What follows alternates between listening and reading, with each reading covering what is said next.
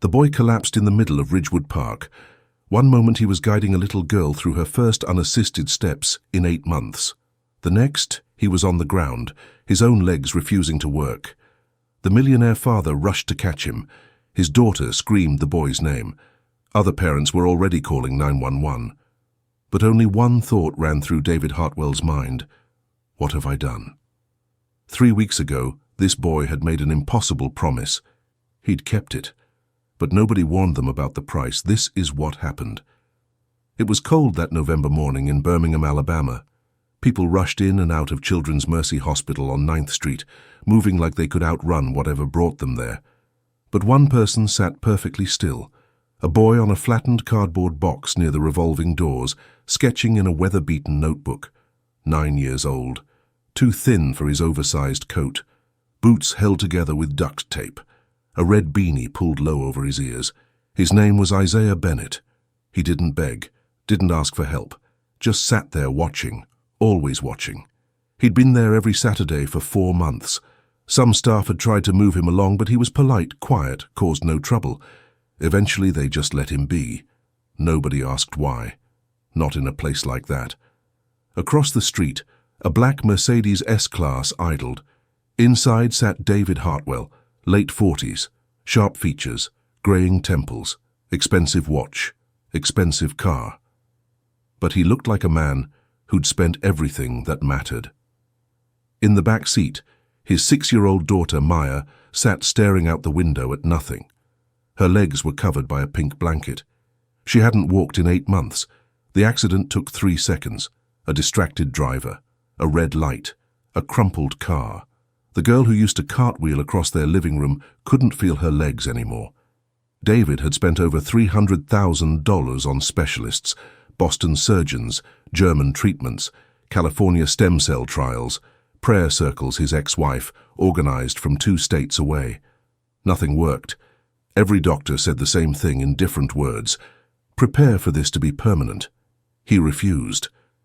He lifted Maya into her wheelchair and pushed her toward the entrance, barely noticing the boy by the doors.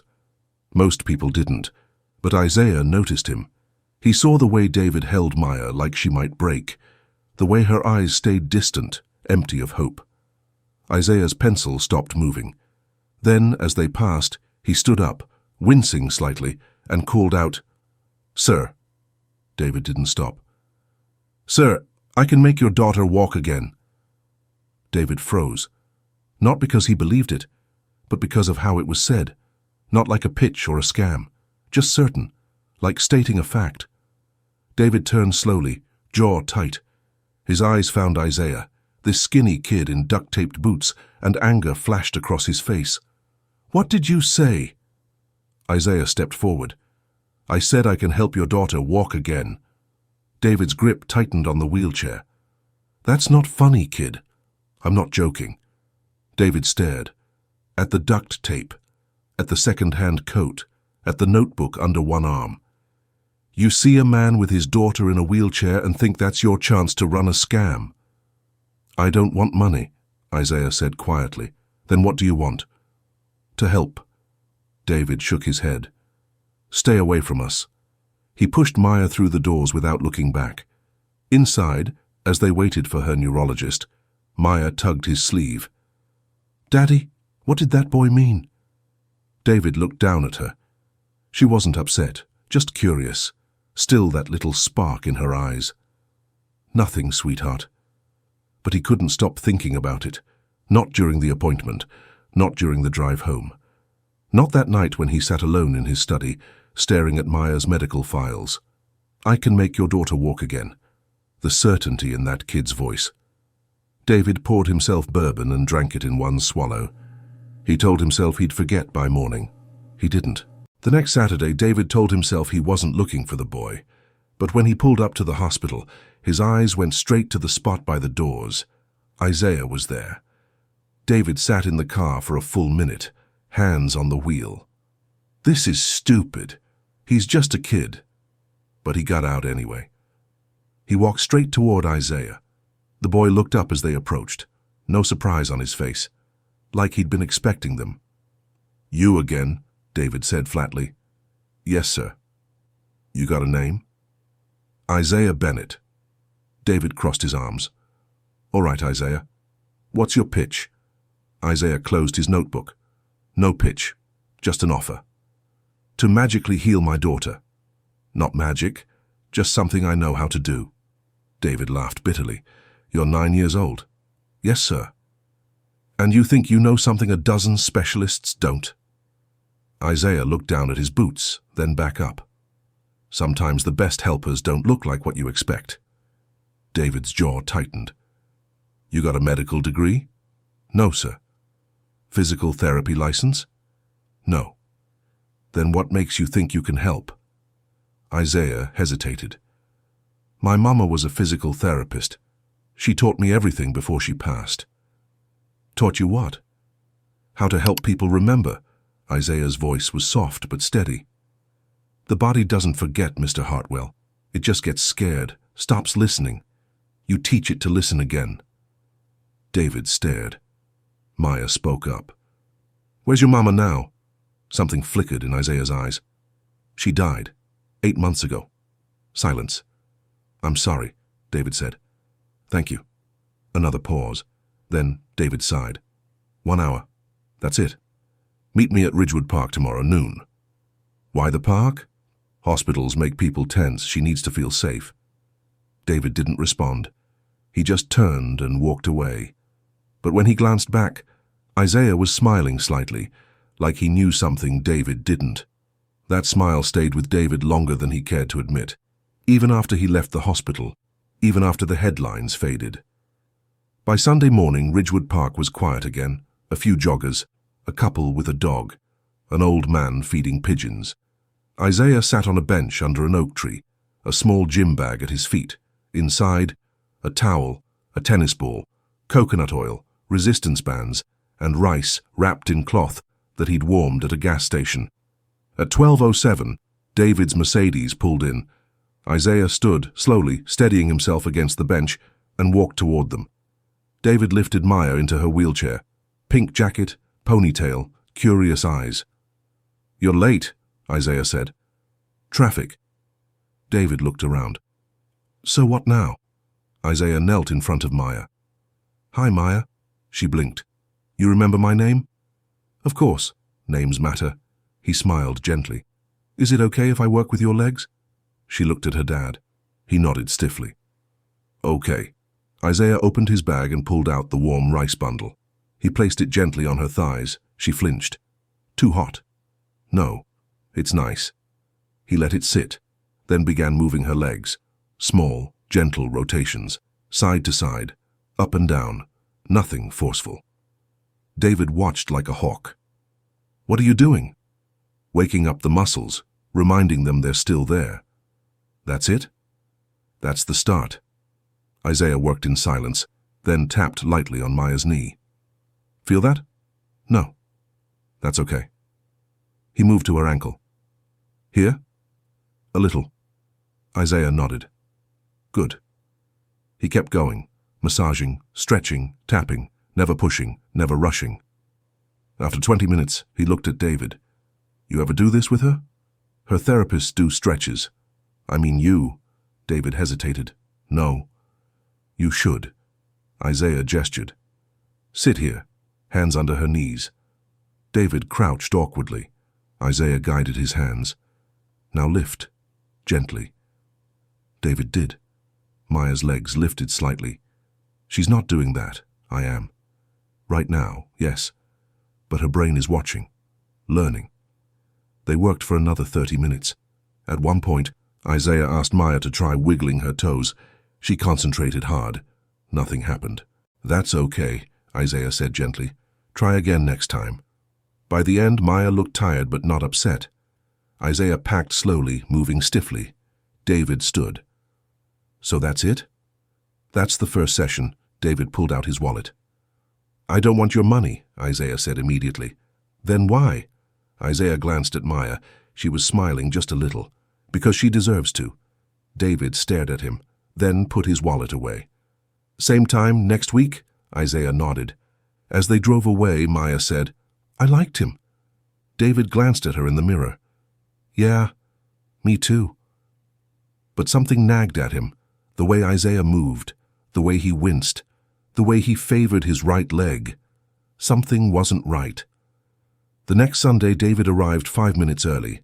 He wanted to watch. Isaiah was already there. This time David noticed things he'd missed. The way Isaiah shifted his weight constantly, like sitting hurt.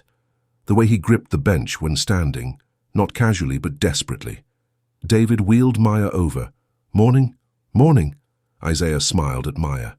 "Ready?" She nodded eagerly. Same routine. Heat pack, stretches, rotations. But this time, when Isaiah tapped her ankle, Maya gasped. "I felt that." Isaiah's face lit up. "Yeah?" "Yeah, like pressure." David leaned forward. "Do it again." Isaiah tapped. Maya grinned. "I feel it." David exhaled sharply, hands trembling. For the next 40 minutes they worked. Then Isaiah asked Maya to push against his hand with her foot. She closed her eyes, concentrated, her toes flexed, just barely. But they moved. The park went silent.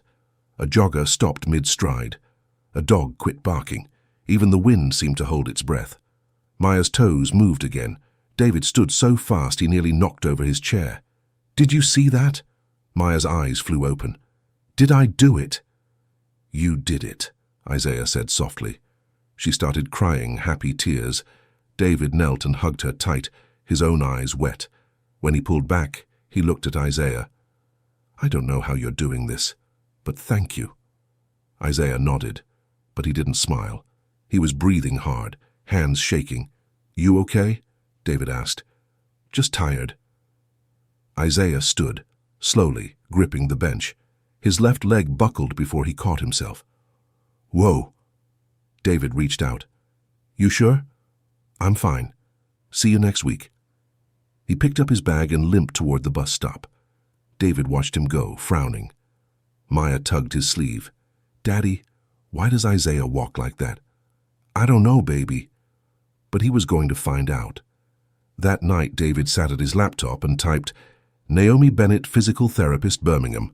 A few results appeared, an old church newsletter, a staff list from Mercy Community Health Clinic. Then her obituary. Naomi Grace Bennett, 34, passed away after complications from an undiagnosed autoimmune disorder, survived by her son Isaiah, age 8. David's chest tightened. He found an article from 2 years ago. Community clinic closes after funding loss. It mentioned Naomi treating uninsured patients for free while battling her illness. She died 4 months after the clinic closed. David closed the laptop and poured a drink. That kid had lost everything. And somehow, he was out here healing other people's children. But David couldn't stop thinking about the limp. It was getting worse. And something in his gut told him it was connected to Maya's progress. By the next weekend, David had made it a habit.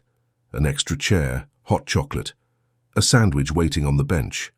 When Isaiah arrived, limping noticeably worse, David handed him the sandwich. "You don't have to, just take it." Isaiah did. "Thanks." They started. But this time, David watched Isaiah as much as Maya. The trembling hands, the gritted teeth, the struggle to stand. Halfway through, something remarkable happened. Maya lifted her knee. Not much, just a few inches. But she did it on her own. Without help. "Look, Daddy," David clapped, forcing enthusiasm. "Amazing, sweetheart." But when he turned, Isaiah was on the bench, head down, breathing hard. His face was pale, sweat beaded on his forehead despite the cool air. "Isaiah? I'm good, just need a second." David walked over. "You don't look good." "I'm fine." "No, you're not."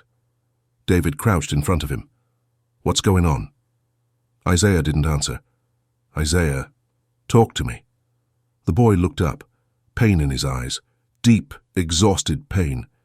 "It's nothing. Doesn't look like nothing." Isaiah stood, too fast. His left leg gave out completely. He stumbled. David caught him. "Whoa! I'm fine." Isaiah pulled away but couldn't put weight on his leg. He stood there, leaning heavily on his right, fists clenched. Maya wheeled closer. "Isaiah, what's wrong?" He forced a smile. Just clumsy. But David wasn't buying it. You could barely walk when you got here. Last week you were limping. The week before you were fine. Isaiah didn't respond. David's voice dropped. What's happening to you? Silence stretched between them. The park seemed to fade away. The joggers, the dogs, the distant traffic, until it was just the three of them standing in the truth that was about to break everything open. Finally, Isaiah whispered, "It's the cost." David went cold. What cost? Isaiah looked at Maya, then back. His voice was barely audible. Every time I help someone walk again, I lose part of my ability to walk. The world tilted. David felt like the ground had dropped out from under him. What? It started after my mama died, Isaiah said quietly. His words came faster now, like a dam breaking. I was so angry, so sad. I just wanted to help people the way she did. And then one day at a shelter, I helped a man stand up after 2 years in a wheelchair. That night when I got back to where I was staying, my leg went numb for 3 hours. I thought it was just exhaustion. But then it happened again. And again. Every time I help someone, it takes a piece of me. David's throat went dry. Every person you help takes something I can't get back. Isaiah's voice cracked. I don't know why. I don't know how, but it does. Then why are you still doing it? David's voice rose, anger and horror mixing together.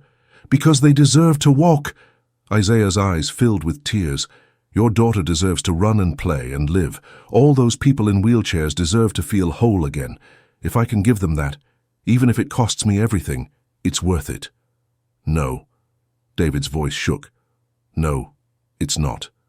Yes, it is. You're a child. So is she. Isaiah pointed at Maya, his hand trembling. So are all the other kids in that hospital who'll never run again, never dance again, never feel grass under their feet again. If I can help them, how can I not? Maya was crying now. Isaiah, stop, please. I don't want you hurt because of me. Isaiah wiped his face with the back of his hand. You're going to walk again, Maya, I promise you that. Not like this, David said firmly, his decision made. We're done. No more sessions. Isaiah's face crumbled. Mr. Hartwell, I'm not letting you destroy yourself for my daughter. I won't be responsible for that. It's my choice. You're 9 years old. You don't get to make that choice. Isaiah grabbed his bag with shaking hands. He stood there swaying, unable to put weight on his left leg, tears streaming down his face. I'm sorry, he said quietly, but I'm not stopping. I can't. He turned and limped away, each step looking more painful than the last. David stood there, helpless, as Maya sobbed behind him. He wanted to chase after Isaiah, to carry him back, to fix this somehow. But he didn't know how to fix a boy who was determined to sacrifice himself, and that terrified him more than anything. That night, David couldn't sleep. He kept seeing Isaiah's face, the determination, the pain, the absolute certainty that his suffering was worth it. At 2 a.m., he got up and went to Maya's room. She was awake, staring at the ceiling. Can't sleep either, he asked softly. She shook her head. He sat on the edge of her bed. The moonlight through the window cast shadows across her face. I'm sorry, baby. It's not your fault. I just wanted to protect you, both of you. I know. She looked at him, and in that moment she seemed so much older than 6. But Daddy, who's protecting Isaiah? The question hit him like a physical blow. What do you mean? He doesn't have anybody. His mama died. He lives on the street. He's giving up everything for people he doesn't even know. Her voice broke. And now he's giving up his legs for me. Who's going to give something back to him? David stared at his daughter, this brave, beautiful little girl who understood something he'd been too scared to see. I want to help him, Maya said, the way he helped me. How? I don't know yet. She wiped her eyes. But he taught me something, Daddy. He taught me that the body remembers. Even when it forgets, even when it's scared, it remembers. She looked at him intently. What if his body just needs someone to remind it, the way he reminded mine? David felt something shift in his chest. Not just hope, something bigger, purpose. "You're right," he said quietly. "We're going to help him, whatever it takes." Maya smiled through her tears. "Promise?" "Promise." The next morning, David started making calls. Neurologists, researchers, physical therapists. He described Isaiah's condition, progressive motor degeneration triggered by physical exertion, psychological connection to helping others. Most had no answers. Some thought he was describing a psychosomatic condition. Others had never heard of anything like it. But Dr. Patricia Clint at UAB Hospital said something that stopped him cold. "Mr. Hartwell, what you're describing sounds like a form of conversion disorder. The mind and body are so interconnected that extreme psychological stress can manifest as very real physical symptoms. If this boy believes, truly believes, that he's transferring his mobility to others, his nervous system might actually be shutting down motor function. So it's all in his head? No. The symptoms are real. The paralysis is real. But the trigger is psychological. His guilt, his grief, his need to save others the way he couldn't save his mother. All of that could be literally paralyzing him." David gripped the phone tighter. "Can it be reversed?" "Potentially. But he would need to believe he can heal himself as strongly as he believes he can heal others, and that's the hardest part. You'd need to show him what he's shown others, that he deserves to be saved too." David hung up and sat in silence. Then he looked at Maya, who'd been listening from the doorway. "We need to find him," she said. "I know." That Saturday, David went back to the hospital. Isaiah wasn't at his usual spot by the doors. He found Mr. Raymond, the janitor, who'd always been kind to Isaiah. "You seen that kid? The one who used to sit outside?" Mr. Raymond's face darkened. "Not this week. Last Sunday I saw him trying to get on a bus. Could barely climb the steps. I tried to help, but he waved me off." He shook his head. "That boy's got too much pride for his own good." David's stomach dropped. "You know where he stays?" "No, sir. But I heard him mention the old clinic once. The one on Parkway that closed down.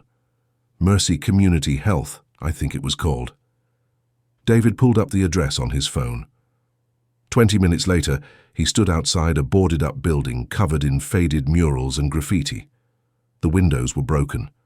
The sign hung at an angle. He walked around back and found a gap in the chain-link fence. A small side door was propped open with a brick. Inside, the clinic was gutted, broken equipment, overturned chairs, medical posters peeling off the walls. And in the corner, huddled on a thin blanket with his notebook open beside him, was Isaiah. Both his legs were stretched out in front of him, completely still. He wasn't asleep, just staring at the wall with empty eyes. "Isaiah." The boy's head turned slowly. When he saw David, something like shame crossed his face. "You shouldn't be here." "Neither should you." David walked over and knelt beside him. His throat tightened at the sight of this kid, this brilliant, selfless, broken kid, living in the ruins of his mother's dream. "How long have you been staying here?" "Since she died. They let me stay at a shelter for a while, but I kept sneaking out to come here. Eventually, I just stopped going back." "Isaiah." "I can't feel my legs anymore, Mr. Hartwell." Isaiah's voice was flat, detached. "Either of them. I tried to stand up this morning and nothing happened. I think this is it." David felt rage and heartbreak war inside him. "No, this is not it. It's okay, I made peace with it. Maya's going to walk, that's what matters." "You matter!" Isaiah flinched at the force of the words. "You matter," David repeated, softer but no less intense. "You don't get to decide that your life is worth less than everyone else's. You don't get to throw yourself away like you're nothing." "I'm not nothing. I'm just what? Paying some kind of debt? Earning the right to exist? That's not how this works, Isaiah." David's eyes were wet now. "Your mother didn't save people, so you'd feel obligated to destroy yourself doing the same. She saved people because she believed everyone deserved dignity, including you." Isaiah looked away. "You don't understand. Then help me understand." For a long moment, Isaiah didn't speak. Then, "The night she died, I was at school. They called me to the office, and when I got there, the principal said she'd collapsed at work. By the time I got to the hospital, she was already gone." His voice broke. "I didn't get to say goodbye. I didn't get to tell her I loved her. I didn't get to do anything." "So you've been trying to save everyone else ever since?" Isaiah nodded, tears streaming down his face.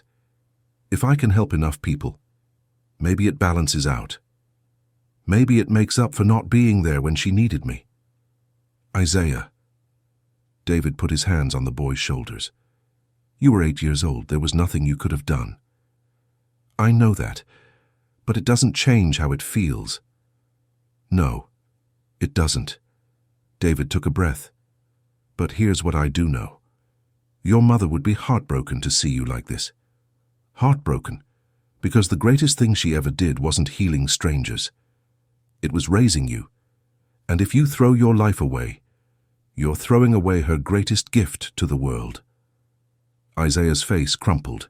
He doubled over, sobbing, deep, wrenching sobs that sounded like they'd been trapped inside him for months. David pulled him into a hug and held him while he broke apart. "I got you," David whispered. "I got you." When the sobs finally subsided, David pulled back and looked Isaiah in the eyes. "You're coming home with me. Not for a night, for as long as you need, and we're going to figure this out together." "I can't walk." "Then I'll carry you." David stood and held out his hand. "Take my hand, Isaiah."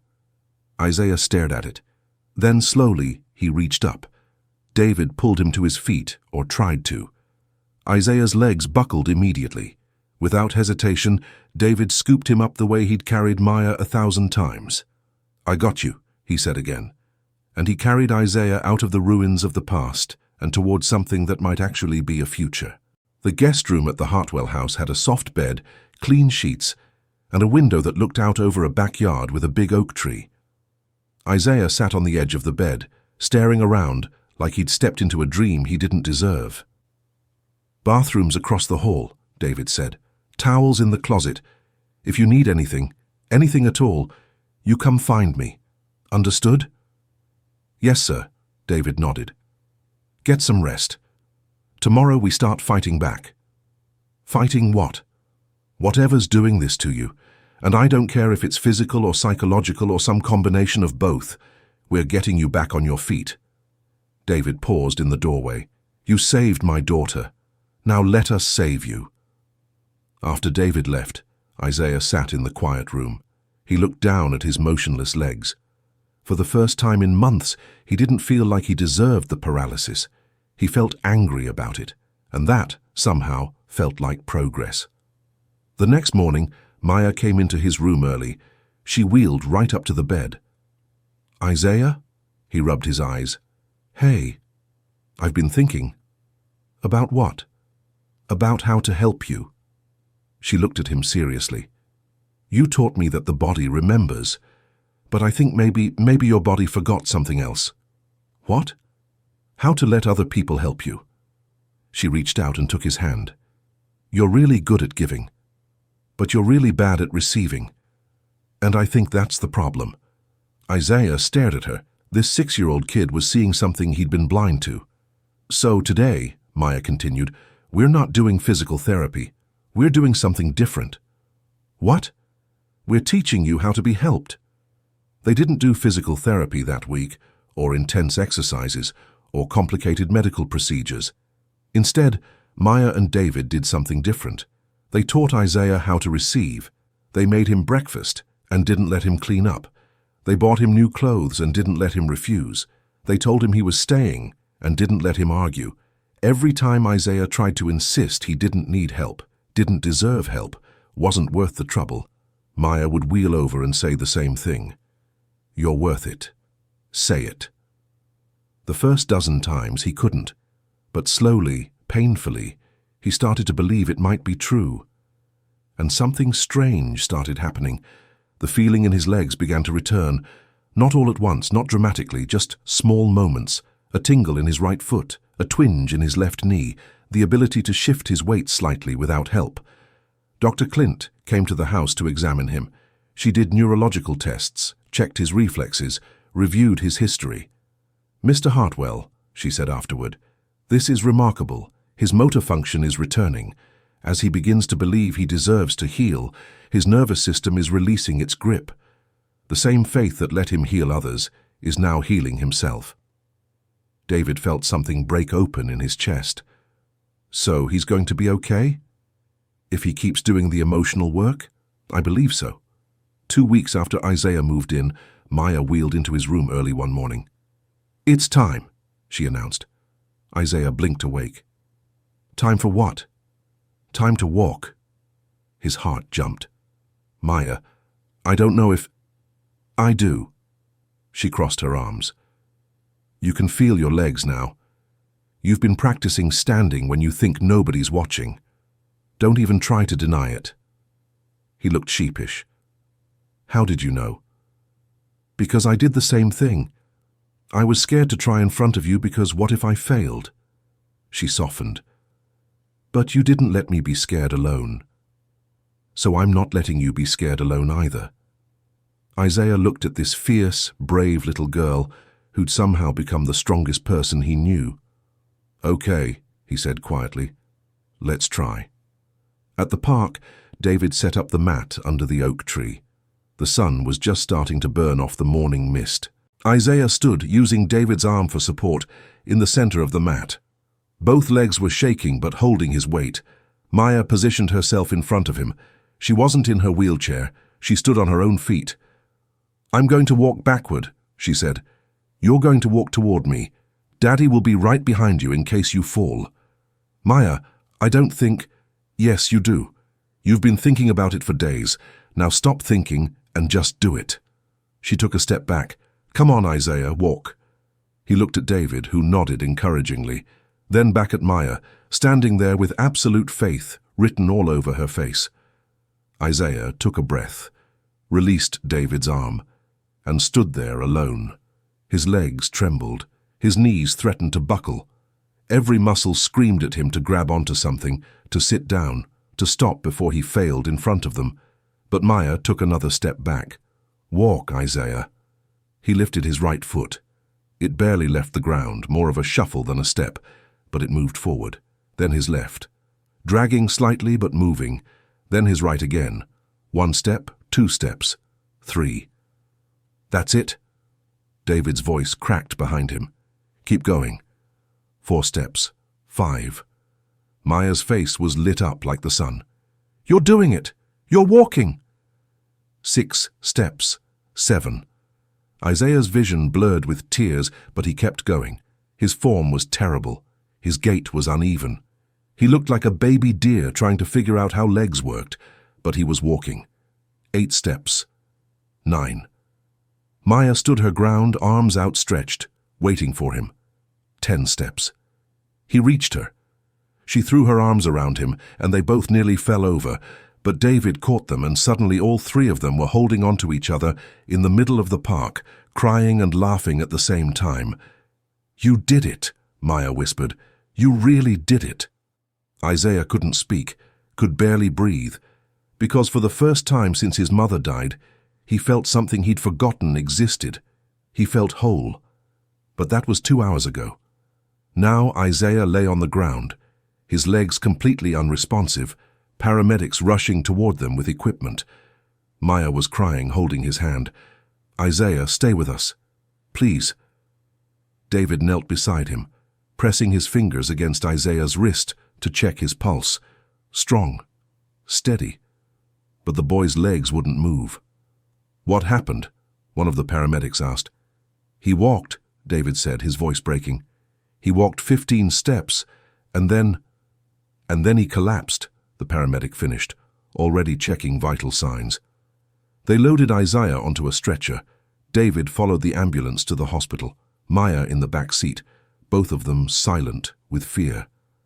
Dr. Clint met them in the waiting room an hour later. Her face was unreadable. "Is he going to be okay?"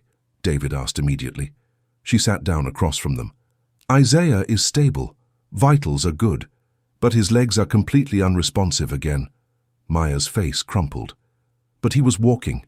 He was doing so good." I know, sweetheart. Dr. Clint looked at David. Here's what I think happened. Isaiah's nervous system has been operating under extreme psychological stress for months. Today, when he walked for the first time, when he finally allowed himself to receive healing, his body couldn't handle the emotional release. It shut down as a protective mechanism. So he's back where he started.